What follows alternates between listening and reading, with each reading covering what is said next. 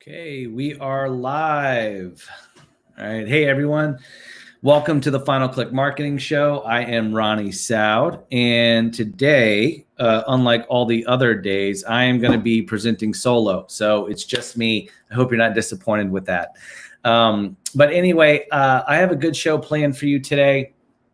And one that I'm really passionate about. And I say that about all things marketing related because I love marketing, and I love the tactics, I love the people involved, I love the teams, all that stuff.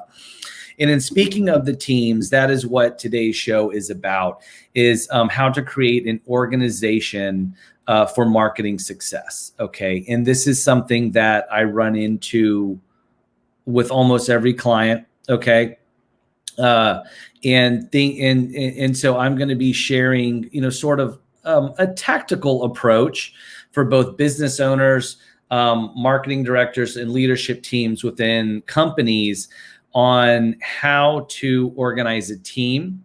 Okay. Build infrastructure for great marketing. I'm going to explain what that means. It's not just marketing speak. And also how to create a culture within your organization that wants to and is excited about producing great marketing. So don't mind as I fidget here.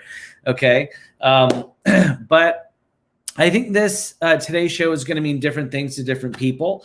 I am going to be talking to all groups as I deal with all groups on a daily basis. Okay. So right now I'm dealing with this with a very large enterprise company that does not have an in-house marketing team at all.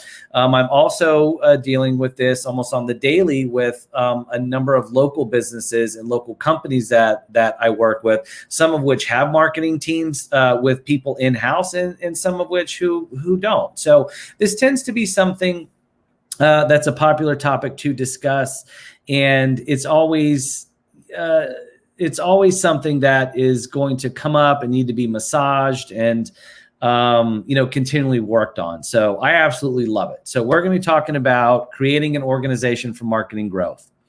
All right. And like I said, more often than not, when I start working with new clients, this tends to come up repeatedly, and it's one of the things that I love in exercise. I love to do with new clients, but it's helped them to assemble the right structure internally. Okay, now we are going to dive in. I sort of have this organized into three separate parts, which is hiring a team, building the infrastructure, and creating a culture. But one sidebar before we get into those is about buying in and getting the buy-in. Or if you're the business owner yourself, it's about you buying in to needing marketing. Okay. So this isn't a sales pitch, right? There's still people who are doubters out there, but it all starts with mentally buying into the need for marketing and advertising, and understanding its role within your business as it relates to sales and growth. Okay. And so business owners, you need to buy in, as do leadership teams within corporations. Okay. So this is not really, business size specific. It tends to affect everyone. And, my best suggestion for you is that if you're on the fence and you haven't mentally crossed that hurdle, okay, to know that you need to work on your marketing continually and that you do need marketing and advertising for growth and for success, then I suggest that you sit down with a consultant like myself. And, most of the times we do this absolutely for free. So don't hesitate to reach out, but then ask them questions that you might not know, things that might be misconceptions, so that you can get over the mental hurdles. Okay. And can, start organizing your own thoughts about how to implement this and put it in place. So buy-in is extremely huge. And, that's a phrase, that I stole from football. Right. And so as you know, when new football coaches come in and they first meet the team, one of the most important things that they do is they need to get buy-in from the players on that team.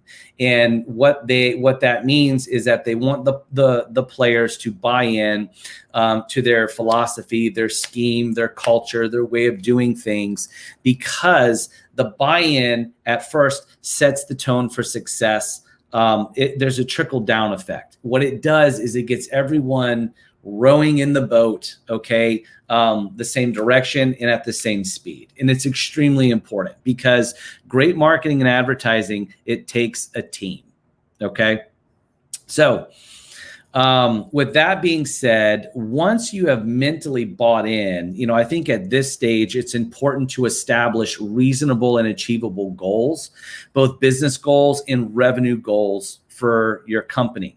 This gives some context and guidance on what is going to be successful and how you might need to pivot if things are not going as planned, okay? Because a lot of times not everything goes as planned. You're going to have, winners, and you're going to have loser ideas too. So now this is something that I just did a few months ago for Soud Marketing. As most of you know, I started this agency. So this is my second agency. I started this agency locally here in North Florida 3 years ago. And for 2 of those years, I did not market myself very heavily. I just wasn't in a place to, the business was building. I had a lot of word of mouth. I was doing a lot of networking, and internally I was doing a lot of organizing of the business and the services themselves. All very natural things to happen during growing pains. However, at the start of 2020, marketing was my main business initiative. Okay. And so mentally I had bought in. I had all my other ducks in a row, in terms of services and fulfillment. And at that time, I could really sit down and digest and think, what do I want out of marketing? What are my expectations? Okay. And then, start to think, how am I going to piece this together? And how is it going to be beneficial for my company and my staff in here? How is it going to benefit all of us if we start marketing and advertising harder? Okay. And so these are things that everyone needs to think about, even if you run a marketing agency like I do. But, I'm glad that I waited. I'm glad that we started when we did, because I think we found someone who's a really great fit. I think we found a strategy that we can continually execute. And I think that all 3 of us are very much on the same page with how to move forward, right? Give input, have brainstorming sessions, all that kind of stuff. Right now I feel like we have a really great culture in here, albeit we're a small team. But the people, that I chose to work with in here, bring something different to the table than what I provide. And I really like that. So, like I said, a big thing is, mentally buying in, setting goals, setting expectations for yourself that are reasonable. Okay. Now getting started, once you're bought in, it does take time to make a plan to achieve your goals. Once you make this plan, it should be clear which marketing tactics you need to deploy, and which people you need on board to deploy those. Okay. Now let me give you another personal example here. So months ago, when I decided, okay, this is the year of marketing for Soud Marketing, the agency, I had my goals. My goal is I want to educate the North Florida business community on digital marketing. Okay. And I was okay being the face of that. And so what that meant is, I mentally crossed a hurdle and said, what, I'm going to keep pumping out videos and educational content for everyone in this market. So that then sort of cleared the path into what I needed help with, okay, which was distribution. And so that then enabled me to create a process and tactics, and then find someone who can help me on everything but creating the videos, right? Because I was mentally responsible. In my head, I told myself that I was responsible for creating those. Now I need to go find people to help me execute the things that I cannot do, or are too time consuming for me to do, or what I'm not proficient in, which is exactly what I did. And we'll get to that in a little bit. But what I would like to caution you with, and sort of the last little bit about buy into, is that I want everyone to kind of slow down and think. Okay. Don't just be up and sprinting nonstop. Oh, all right. If you're a large company, one who we're dealing with now, sit down and think, where's your starting point? What do you need? If you're a small business, sit down and think, look at your budget, look at what your growth has currently been. Okay. And then sit down and think, what do you need to help achieve the goals that you set forth? All right. Who do you need on your team to help you achieve those? Okay. What you're going to be responsible for yourself, what you need other people to be responsible for. Right. And then what's the tone that you want to set with this team? Okay. We can't always be, running around with our hair on fire. So you need to do things for longevity. Okay. Because consistency here is key, friends. So you need to be consistently marketing yourself. It's not easy to do, but the consistency component of it is what creates the success. So with that being said, I want to get into hiring and building a marketing team. Okay. And so great marketing today, it does require a team approach, right? But this can greatly differ depending on the business size, the budget, and what the goals are. And so I want to go over, there are 3 team setups that I have wildly worked with over the last 16 years. And I do believe that these are the only 3. Okay, so one is you can have an in-house team. And now this means that all marketing initiatives, all marketing and advertising is done in-house, from brainstorming to developing creative, which is pictures, videos, and words, to all the ad buys. Okay. This tends to be on the more rare side in today's culture because it's very expensive and it's very commitment heavy, right? To have people as employees in-house, it costs more money than to outsource, right? Just straight up. So option number 1 is building an in-house team. Option number 2 is hiring one in-house director. Okay. And this is more on the popular side today, right? And so that utilizes hiring one individual who is the marketing director for all things marketing and advertising related to your business. And what they then do is they then go and pick an outside agency, contractors, vendors, freelancers, what have you, to begin executing all of the marketing and advertising initiatives. And this is very popular today, especially with a lot of the small to medium sized businesses there, because it gives the business a sense of control and organization while also being able to utilize great talent at a great price by getting it subcontracted out. Okay. Then the third type of team is the business owner operator. And this is a type of business or person. They outsource everything to a marketing agency or various contractors that then come together as a team. And doing this is a great starting point if you're just getting started to sort of, sub everything out. But eventually when you've reached some sort of, critical mass and scale, I think you do want to bring someone in-house to kind of pull it all together. All right. Now, the important thing to remember here is that there's no right and wrong setup. Fit is the most important thing. And everyone, if you're hiring an agency, if you're hiring contractors, if you're hiring in-house, the most important thing is to have a good fit. And, I really want you to think about this. You need to make sure that they have experience and knowledge for the tasks that you're hiring them for, but also need to make sure that their personalities add something to the team. Okay.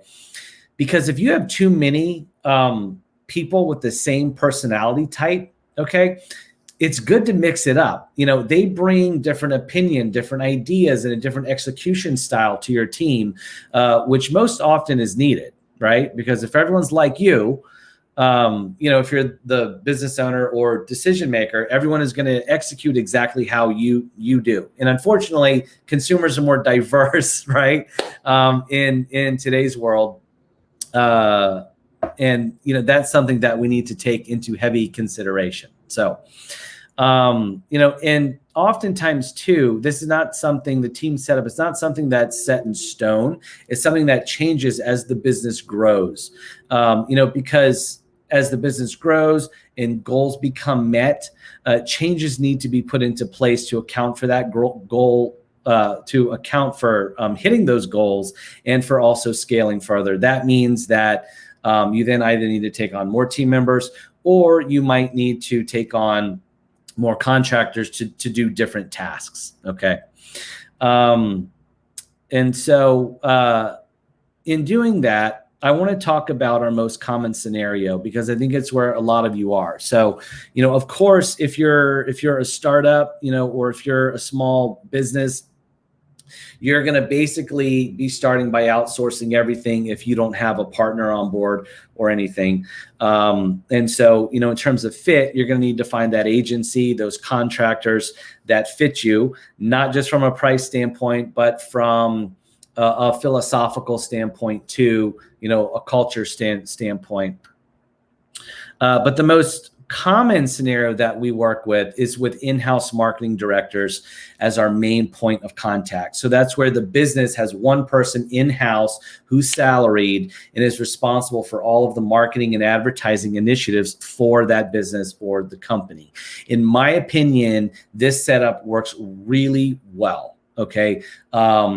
For most businesses and companies, because that marketing director is dedicated to this one task and organizing all of the things with that. And so the most important thing that does is it enables the in-house marketing director to liaison between the leadership and the decision-making team or the business owner and all of the contractors or the outside marketing agency that is working on executing their stuff. Okay. And, this ensures that communication and goals are on point, and that expectations are being met, as are deadlines and timelines. And so I saw this transformation happen just recently. So I have a client who I've had for 3 years, and for 2 of those years, they did not have an in-house marketing person. Now, this is a fairly large firm. Okay, I'm not going to say what they do or who they are and that kind of stuff, but this is a fairly large firm, and so they just hired an in-house marketing person. But what it's done has we've done more in 3 months than we've done in 3 years, because this person has been able to organize the leadership team. She's been able to get questions answered. She's been able to point us in the right direction. We've been able to budget better. We've been able to execute better. We've been able to get approvals on stuff better. And it's all because we're no longer relying on the decision makers, who are also the revenue producers at this particular firm. And, when you're so big, that's kind of a tall order to ask, right? For you to do everything. So it's great that they hired her, because she has really transformed their marketing and advertising and their messaging. We're already seeing the results within 3 months, like the inbound lead generation from us being able to execute cleaner and faster has been absolutely phenomenal. So this is one instance, very common instance of the scenario that we work within, and one that I really endorse and think is phenomenal for businesses that can afford it. Okay. Now, our in-house makeup here is very similar, right? So, we have a small team. It's myself, owner operator. It's Dania. Dania works directly with clients, and she also helps us out with a lot of brainstorming on marketing and advertising ideas. But the big kicker for Soud Marketing is when we hired Casey, and Casey has been an absolute game changer for us, because what she has brought to the table is She's really beefed up our distribution, our content production. I'm responsible for creating the vast majority of videos here, like you're watching today. Also, all of the short videos that's up on our YouTube channel, plug. And she distributes all of those. And so without her, we probably wouldn't be able to get off of first base, right? But myself, like a lot of other business owners, have identified the fact of when, okay, I need to bring this in-house. I'm ready to bring this in-house at this time. So, Casey, in essence, is our in-house marketing director. Albeit she focuses solely on social media because that's our focus. So, in the past, when I didn't have someone dedicated to that, I've worked with contractors, and so the first contractor for Salad Marketing that I worked with. He's a good friend of ours. And so his name is Richard. He's a content writer in Texas, but he's the one that helped me develop all of my initial guides. So like my local SEO guide, my guide to paid search, and so on and so forth. So Richard helped me develop those, but then I was responsible for the distribution of that. So, I would be doing all the posts up on Facebook and LinkedIn and, and taking those written guides and distributing them out.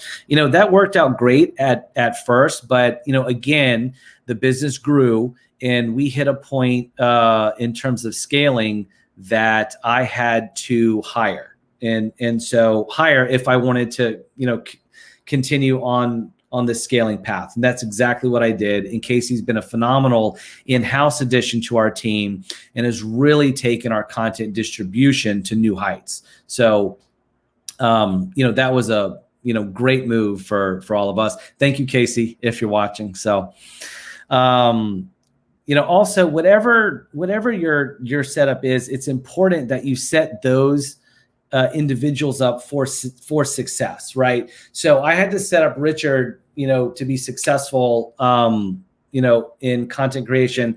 I have to set Casey. I have to set up Casey to be successful in her role here today, and that means giving them goals, clear goals that have to be met. Working with them to create in a process that can consistently be executed, openly discussing timelines, and then also allowing them to create and add on to the initial plan, and create new objectives that can help them, further what their role is at the company. And that's exactly where we sit today. In-house here, we have very open communication about marketing. And so one of the things that I told Casey is, I said, I'm not 100% sure what's going to be successful, right? But let's start down this road. And if we need to change things, I am absolutely open to change. Again, because I had bought in and then I had hired at the right time, right? I had someone who could, then help me execute marketing to the level that I wanted to, but also could help me identify where things need to change. So, on that note, and in that regard, we have a great team working relationship like that here. And Dania adds a ton of value in as well.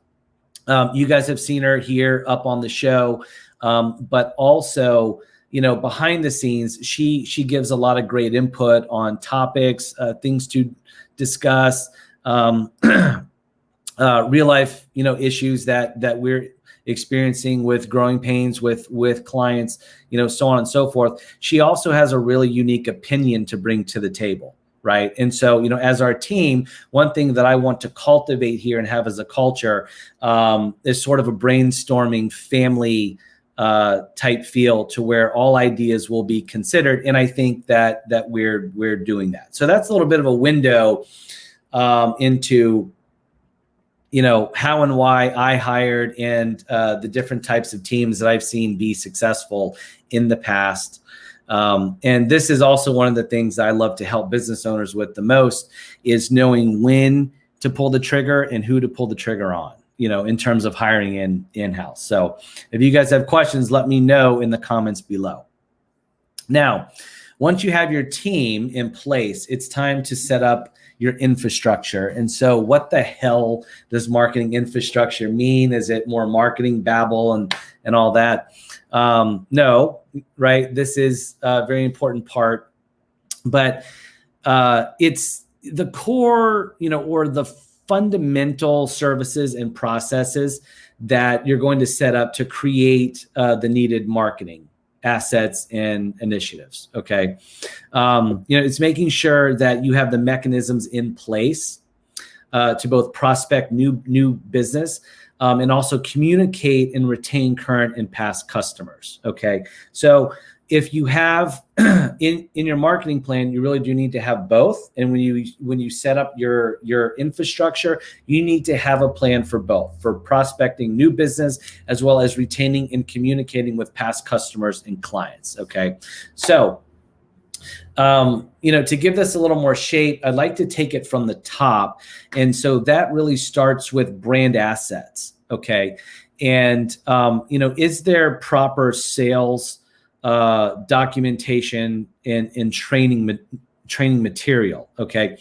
This is something that we're dealing with now with a very established large company. Okay. But essentially, these are materials that teaches everyone in the company to talk about the services and the products and the brand in the same way.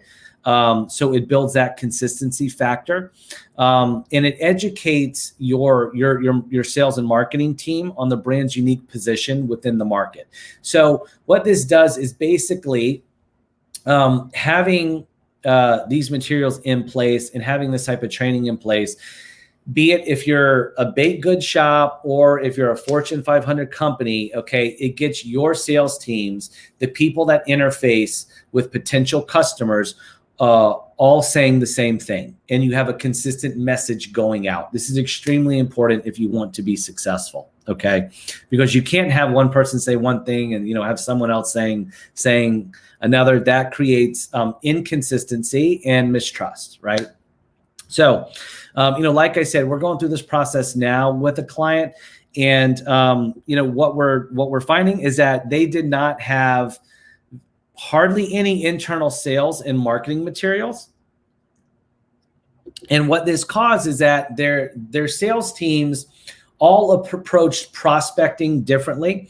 They all had a different pitch, right? And they all had a different follow-up process, which thus created inconsistencies in their sales volume. And so when you have that is where infrastructure, building an infrastructure comes into play, so that you can get everyone on the same page. And again, that's the brand assets part of infrastructure that deals with sales and marketing, documentation, messaging, as well as creative assets, which is things like images, videos, logos, taglines, so on and so forth. There's also digital assets, which is what we're the most versed in. And so those are things like a website, customer database, your social media accounts, your email marketing platform, and your reporting tools. And so today, at some point, if you're starting a business, you will start to march through and build all of those things. I do highly recommend doing it in the order that I just stated. So first, start with all of your brand assets. Okay, get your marketing and your sales language down pat, right? Then move on to your creative assets, which is things like logo, images, so on and so forth. Things that are going to be used to build advertising items like ads and websites and social media accounts. And then you go on and you begin to then build all those things that I just listed, like website, customer database, social media, so on and so forth. So you have to have an infrastructure in place and build it little by little over time. Okay, I don't recommend doing everything at once. Or having one person do everything. You do need help. So reach out and get help on things that you're not good at, right? And again, don't be afraid to ask a consultant. Most of us will absolutely give you free advice on how to get started. And we'll help you put some kind of a small plan in place to get you going out on the right foot. Okay. Now, there's also sort of the second part of infrastructure, right? Which is, it's not as sexy, right? It's not thought about as much, but it's equally, if not more important. And that is putting processes in place within the organization that you're in. Okay. And so, putting a process in place with your team or agency to get work moving. You being the decision maker on marketing, you need to be putting in the time to properly evaluate what's working and what's not on a consistent basis. And you need to, be part of the brainstorming process continually. Okay. So don't just think that brainstorming happens once. It's something that needs to happen repeatedly, especially today with, so much social media communication going on. Messages are sent out, many times per day by most of the successful organizations. And you need to be a part of that, or helping to build to be a part of that. And, in talking about process and, specifically being a part of it, what this does is it sets the tone. This is a really it sets the tone for the rest of your team that you're taking this serious. Okay. That's something that you care about. But also I think it helps sets the tone to grow everyone's knowledge over time. Okay. When the decision maker is so heavily involved, that sends the message to everyone that they always need to be on their A game. Okay. And in helping with this process, we are, working through something that's really cool now. But we want to make that available to you as, a knowledge-based product. But we are highly encouraging everyone to start this first thing Monday morning. Okay. Get this process rolling every single week. Okay. No longer waiting, having it be a one-time a month initiative, but doing it every week. We encourage you to do it every single Monday.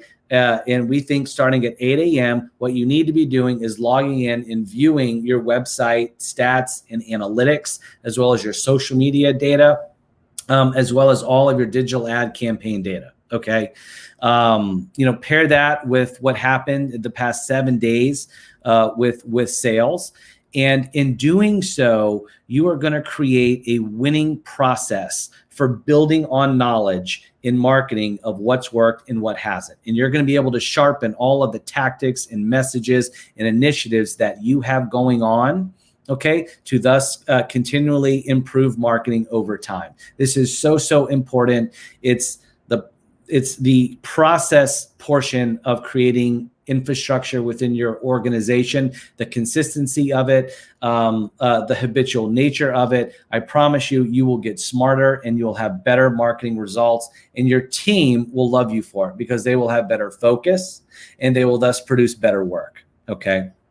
So that takes care of hiring a team and creating an infrastructure that works for you, and then also how to adapt that infrastructure and adapt that team over time. Right now, I want to talk to about something that is very important all the time, but this is very, very important as well. Okay. So it is culture. It's the culture of your company, or the culture of your marketing department, or the culture of your business out as it talks to an outsourced agency. Okay. This is extremely important. I've seen good culture and I've seen bad, and, bad company cultures make everything bad. It's bad for your internal teams. It's also bad for your contractors. And so it's a point that I wanted to put on here, because if you're going to create an organization, right, starting with building a team and setting processes and infrastructure, you have to be mindful of the culture that you're building as well. So first, I want to talk about what is culture. Okay, so company culture specifically, it's a vibe. All right, it's a mindset. It's an attitude of the individuals or the group. Oftentimes the marketing, advertising, and messaging reflects the attitude of this group, right? Because what you put into it is what you get out of it, right? If you put happy in, you get happy out. If you put, frustration in, you get frustration out. So culture is a big component of making this whole thing successful, because as we've said, you need a team. Okay. And that team needs to have a certain attitude, a certain vibe. They need to be playing off of a certain culture to continually produce work that is successful. Now, who is responsible for the company culture? Straight up, this is not something you can outsource at all. It's the business owner, or it's the leadership team of the corporation that you work at. You need to keep in mind, and we hinted on this previously too. Keep in mind that the people that you hire greatly affect the culture of the people in their group or team, as does your management style. Okay, so if you're a decision maker and you have a management component of your job, to build a great culture, you need to have you need to look inwards sometimes and make sure that you're being a team player on a daily basis, right?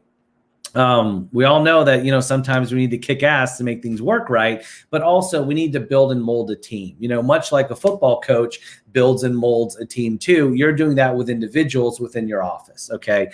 And so if you're managing people, you really need to look inwards and ask yourself, are you a micromanager? Do you welcome the input from others, from the people that you've hired? And do they feel welcome giving it to you, right? Are you scared to try new stuff? That's a big question there.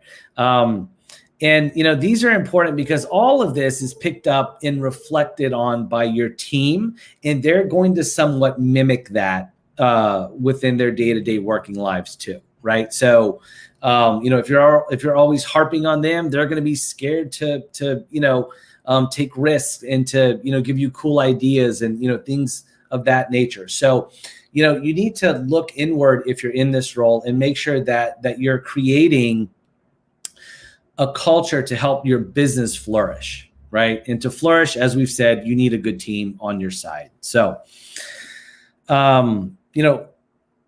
other things that we've seen too is, in terms of culture is, are new ideas throttled because a decision maker does not understand? A great example of this is when we walk into a new client, we might be talking about and positioning certain initiatives in the discovery phase, right? And we'll hear from some of the staff that, we don't try that because so-and-so doesn't understand it, so don't bring it up, right? That's not the right attitude to have, right? And so if someone on the leadership or management team doesn't understand it, okay, the right thing to do is to have an honest conversation and help educate them on it. Okay. Because chances are, if your consultant is bringing it up, they're bringing it up for a very good reason, because I think it's a great idea for your company to engage with it. And, continually ignoring tactics because someone in a position of power is scared to try new stuff or doesn't want to learn something new, or, doesn't understand something is not it does not create a great culture. Okay. It creates stunted growth for your business, and that's not what you want. So, this scenario, oftentimes it holds businesses and companies back, really simply because that person is too scared to try something new. And honestly, it's not fair to all parties involved. And most of the time when I walk in with a new business and I ask what their employee churn rate is, I ask that not because, I want to get into the HR business, but it gives me a window into what their company culture is like. Typically, a bad company culture creates high churn. A good company culture where everyone's happy and working together as a team and things are going in unison, there's very little churn. Okay. The other point that I want to hit on is creating diversity and why it's so important. And when I talk about this, I'm talking about creating diversity in terms of diverse personalities. All right. When you hire, you need to take stock of what you have, not just from a tactical standpoint, but also attitude wise. And maybe you need to move in attitude wise. Maybe you need to move in a lighter direction or a heavier direction to get the most out of the team that you have in place. Don't just hire don't just hire everyone who's like you, right? That's what a lot of people tend to do. That doesn't tend to produce the best results, okay? Because then it's your ideas and culture won't have any differentiation, and having differing opinions within a team is actually a very positive thing, because maybe you're not thinking of a specific idea that someone else who's in a different life position will. A good example of this is ages, right? If you sell a product, like insurance, right? That is something that a 26-year-old would buy as well as a 50-year-old. It's good to get input from both of those ages, right? Don't just have a team of 50-year-olds, right, who only know how to think about, that particular, age group demographic, because who you're selling to is actually much wider. Okay. So it's important to create diversity within the attitudes and the individuals that you have on that team. It will help you in brainstorming, and it will help more diverse ideas come to the surface. And a lot of those are going to be winning ideas. All right. And two, just one more point on that note is that different personalities look at problems and ideas differently. Okay. And again, this is a good thing, because it's going to help your messaging diversify, thus helping you hit more different groups with better, more targeted messages. Okay, so I just want you to remember that culture, it directly stems from leadership. If you care, they care. If you're fun, they're going to have fun. If you're not involved, they're not going to be involved. If you don't give it priority, they're not going to give it priority. And this holds true for your in-house team as well as any outside contractors and freelancers that you might hire. So, folks, I hope you found this helpful. Again, we went through the 3 stages, and I added a bonus one in there, which is, you have to buy in. You as the decision maker, you need to buy in. You need to get the leadership team to buy in on needing marketing first. Once that happens, establish clear business and revenue goals. Then you need to assemble your team. Okay, that could be a partial in-house team, as well as outsourcing to a specialty vendors or a marketing agency. Once you have your team, it's establishing a culture to let ideas flourish, which is very important, so that you consistently have fresh marketing, fresh advertising going out on a consistent basis. It allows you to build your internal knowledge base. You'll know what works better, what doesn't work. And again, you guys need to be moving forward as a team on the same page, in one boat, rowing at the same time, same speed. So I hope you guys found this helpful. If you have questions, please do not hesitate. Leave them in the comments below. I would love to answer them, meet you, talk with you about this. Hope you enjoyed this episode. We will be back next week with another awesome show. This is the Final Click Marketing Show. Thanks for watching.